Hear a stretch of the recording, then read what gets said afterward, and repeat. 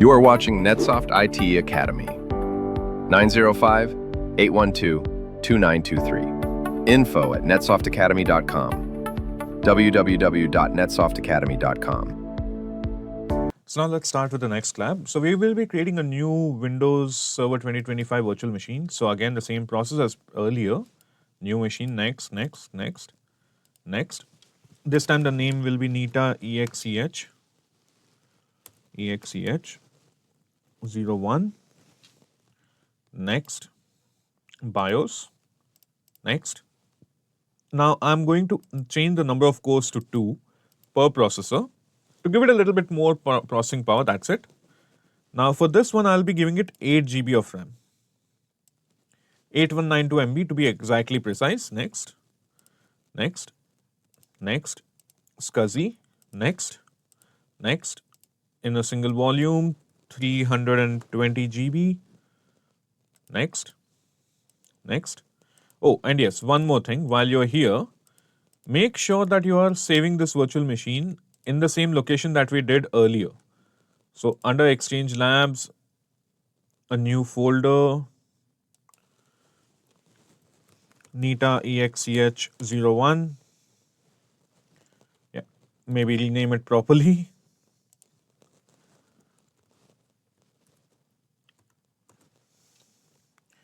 Okay, and that's it. We just create the virtual machine.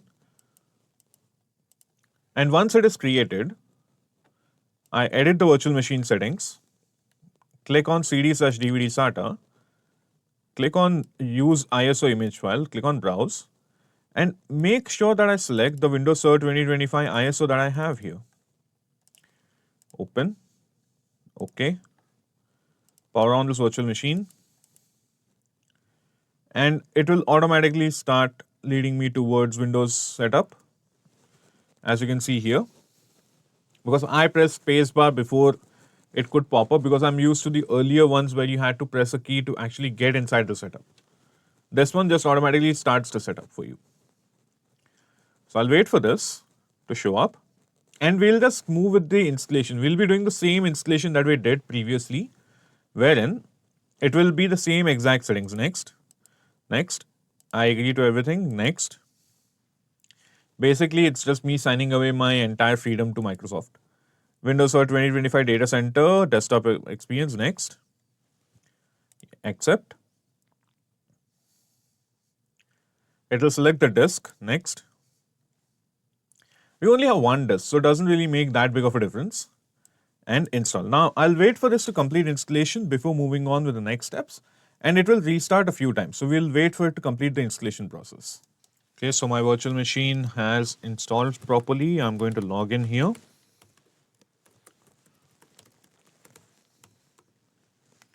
Okay, once the settings are finalized, I'll log in. And first things that I'll be doing is I'll be renaming this machine. As you can see here, that this is a normal Windows server. It has no role, no nothing. So we have to do 3 things on this virtual machine. First, we have to rename this virtual machine. Second, we have to change the IP address. And third, we need to domain join this virtual machine to our netsoft.com ADDS01. Once we do that, then we will be able to start setting up the prerequisites and everything else on this virtual machine as required to ensure that this can be converted into an Exchange server. So I'll wait for this to start here. As you can see, it takes a minute. Let's be honest about it, it takes a minute. And then my Windows will always ask us what are our preferences with what they do with our data. Do we want to report it or not? Honestly, my answer is no, but doesn't matter, it's an offline machine anyway. I'll just change the IP address and it will become offline, it will not connect to the internet. And that it works in my favor and my benefit here. So first things first, let's change the name of this virtual machine. So it would be set to, if I go on local server, it would be set to win-this name here.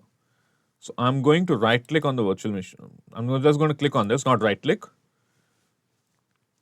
Click on change it to Nita EXEH 01. Yes, correct. Now make sure that you don't have a typo in your name, because if you have a typo and you do not realize it until the very end, you will be stuck with a virtual machine whose name is wrong, and you would have to use that. And that's quite literally a little bit annoying. I'm going to install my VMware tools on this virtual machine while I'm here. And I can, by the way, I can also do this. I can change the IP address while I'm at it as well. Now, all of this, however, is just me trying to push multiple things at the same time to ensure that I don't have to spend too much time going back and forth between multiple things.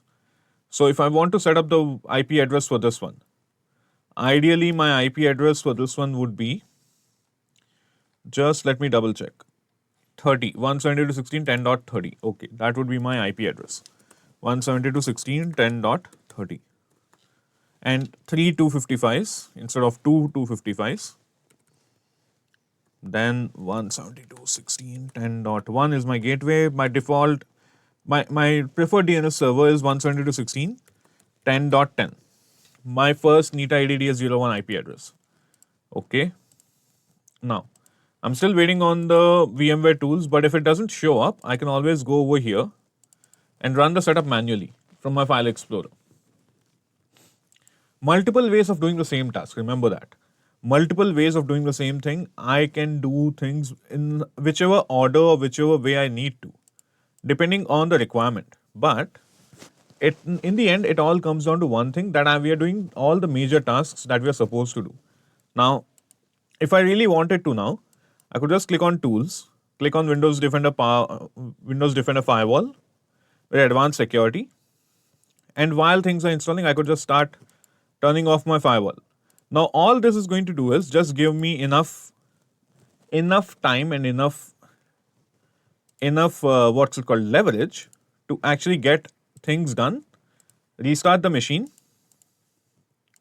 And once I restart, all I'm doing is just I'm domain joining this virtual machine to my ADDS, and that's all there is to it. This is because we are just setting up the virtual machine. We are not doing anything else other than this. Remember, we are just setting up the virtual machine. We are just setting up and domain joining the virtual machine.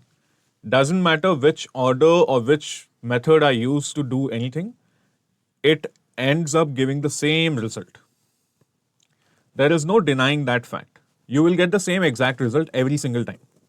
So just keep that in your mind. Don't think that, okay, but the book says something, Anant is doing something else. What exactly is happening here? Nothing is happening here. We are doing the same things. Okay? It's just the order is a little bit skewed sometimes. And also because in the end, we just want to make sure that we are getting the right sequence of steps, not the right sequence of everything, just the right sequence of steps. That is, in making sure everything that we need is installed properly. Now, as soon as the server manager starts up, I can click on local server, click on the work group option here. Now, there is another way of doing this. Remember, I could click on File Explorer, right click this PC, click on Properties, click on Domain or Work Group, and click on Change. It will give me the same thing. Or